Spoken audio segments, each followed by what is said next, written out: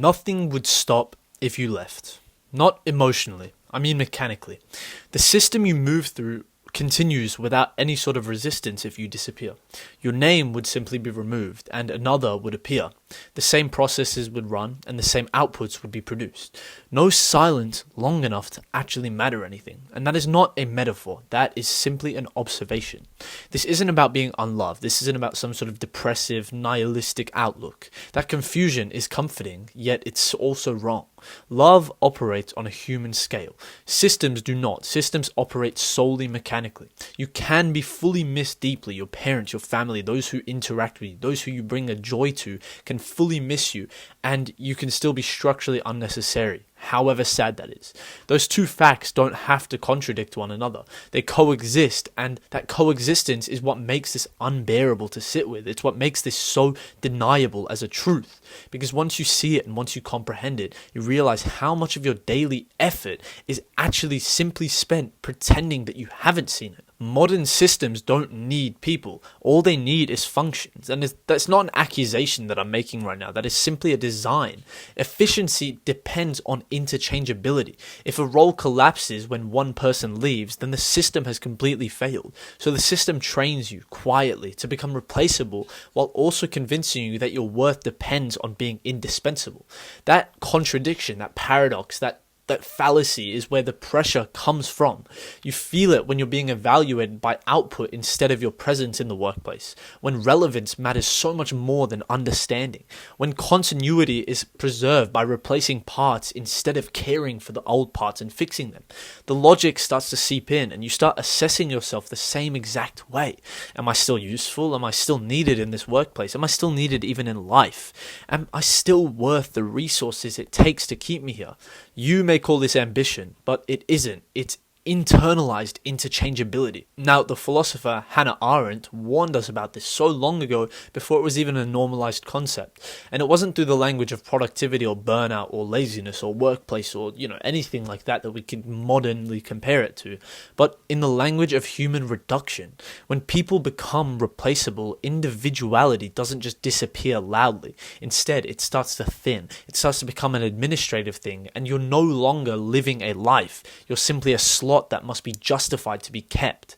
And once you accept that framework, once you live within that system, everything changes. You stop asking yourself whether or not something is actually meaningful and just start asking yourself whether the things you do are effective. You may quit your unique hobbies because, this takes up too much time in my life, and does it actually bring me any sort of workplace quality? Can I actually use this? You might quit crocheting and start learning how to be better at Excel instead.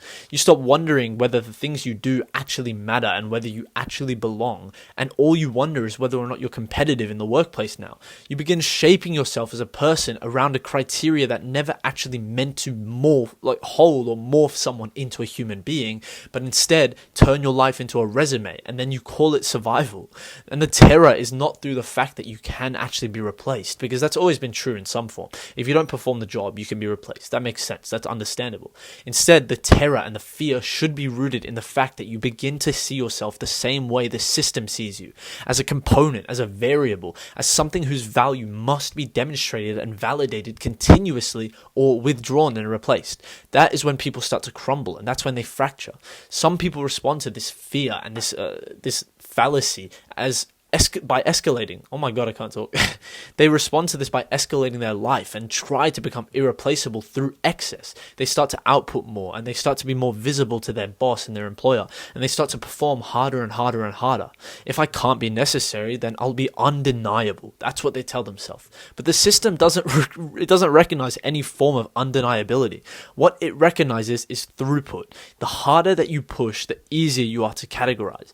Others respond to this context by withdrawing. They detach themselves before they can be assessed at all. If I'm replaceable anyway, then why would I invest myself fully? Why attach myself to anything? Why care even? This may look like freedom in the face of this stupid system, but in my opinion, it's not. What this is preemptive disappearance. Both responses suffer from the same fallacy, being that they accept the exact same lie. A life must resist replacement to matter as a life as a whole. Older ways of living never asked themselves these questions. They never validated their life through their performance metrics at work. Instead, they asked something so much narrower and so much more dangerous. Who in your life would lose something irreplaceable if you were gone, if something happened to you? It wasn't because of what you did for them, but instead because of how you were present in their life. Meaning was not a global factor. It didn't scale larger and larger as you went on through life. It wasn't transferable in any way, shape, or form, and that was the beauty of it. That was what made it so strong. Now, modernized systems cannot hold that same kind of value. They don't have the language or the interpretation for it. So when that terror of replaceability hits, it feels total. It feels final. Like it applies to absolutely everything in your life. That's what it feels like. It's such as the same way that your entire existence is provisional when your entire life isn't. It's not like that. You should not fall for these stupid new fallacies. You are replaceable to structures. That is a known fact. You are not replaceable to moments that cannot be repeated. Memories are irreplaceable. They remain within you forever. Those two truths operate on completely different levels, and most people destroy them because they try and collapse them both into one. They destroy themselves in the process of finding themselves because they feel so replaceable. The danger is not the replaceability of your life. Instead, the danger is living as if your only chance of meaning is to avoid being replaced. It's so paradoxical, it's so unjust, but it's still how it is. So you have to acknowledge it. That is how so many people disappear from their life without ever actually leaving. And it's not because they were ever swapped out, but instead because they spent their entire life trying to earn necessity in places that were never capable of recognizing necessity and were simply functioning on replaceability. If this feels uncomfortable, if my entire message, if a single moment in this video has made you feel uncomfortable, then good. It means that you're noticing where you've been negotiating your humanity for relevance, where you've been treating your entire life like it's a role that needs justification. The system will never ever need you. The system will never need someone as specific as you doing this specific job at this specific time, at this specific frame rate, at this specific speed. That was never the point of the system. Now, the question I'm asking you right now is whether you've allowed anything in your life that replacement doesn't apply to.